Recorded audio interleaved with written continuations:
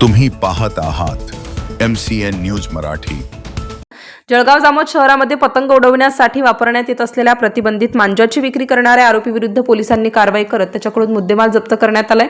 पोलिसांना आरोपी राजेश प्रभुदास चिपलन यांच्या मालकीच्या राजेश जनरल स्टोअर्समध्ये प्रतिबंधित मांजाची विक्री होत असल्याची गोपनीय माहिती प्राप्त झाली होती।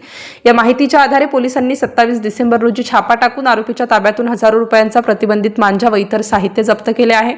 या प्रकरणी पोलिसांनी आरोपी विरुद्ध कायमी अपराध क्रमांक 636/2025 कलम 515 पर्यावरण संरक्षण कायदा आणि कलम 223 BNS प्रमाणे गुन्हा दाखल करून या प्रकरणाचा अधिक तपास पोलीस हेड कॉन्स्टेबल संजय वेरुडकर यांच्याकडे देण्यात आला आहे। दरम्यान नायलॉन मांजाचा वाढत्या वापरामुळे होणाऱ्या अपघातांना आळा घालण्यासाठी माननीय उच्च न्यायालयाच्या नागपूर खंडपीठाने कडक भूमिका घेतली आहे।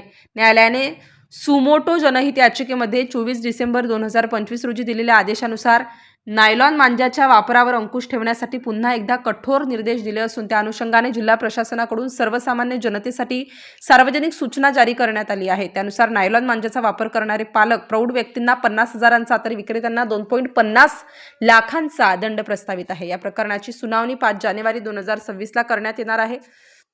यावर निवेदन आक्षेप सादर करण्याचे आवाहन माननीय न्यायालयाकडून नागरिकांना करण्यात आले आहे। माननीय उच्च न्यायालयाने हे निर्देश जारी केल्यास जळगाव जामोद पोलिसांनी शहरात केलेल्या नायलॉन मांजा कारवाईतील आरोपींना मोठा फटका बसणार असल्याचे यावरून दिसून येते।